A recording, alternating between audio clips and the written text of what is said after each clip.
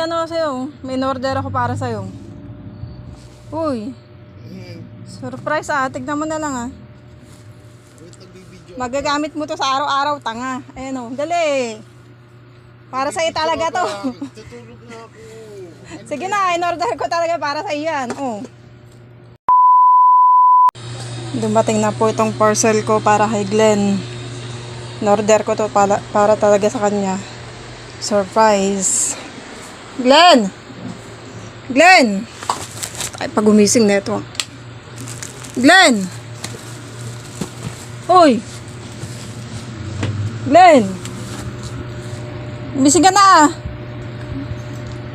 Eh, may ano sa'yo. May in-order ako para sa'yo. Uy! Surprise ah. Tignan mo na lang ah. Wait, nagbibideo. Magagamit mo to sa araw-araw, tanga. Ayan o. Dali. Para sa'yo talaga to. Tutulog na ako.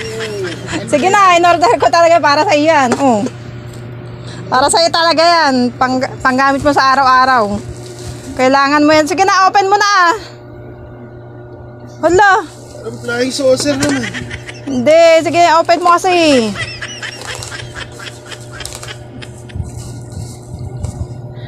Para sa'yo talaga yan. In-order ko yan para sa'yo. Dala mo na. Sandali lang.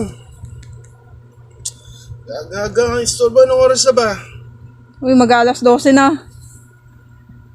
Sakto, gagamitin mo na yan. Sirahin ko na. Oo.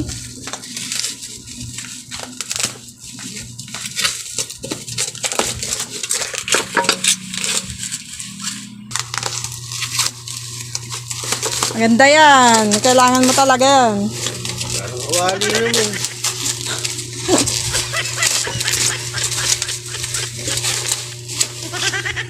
Wow! Wow! Sabi mo na daw. Wow. Sige, sirahin mo na. Yan. Easy. Dadagdagan mo lang nga naman yung uurungan ko. Tama-tama yan sa'yo. Panghampas ko sa'yo yan. Panghampas ko talaga sa ito para bumangon ka na. Dali. Dali. Tama-tama, magluluto ka na nung oras na tanghali na.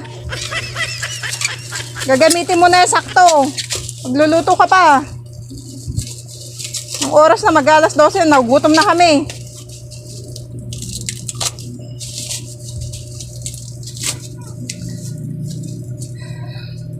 Matan Gerod. Magluluto ka pa tanghali, hindi ka pa bumangon.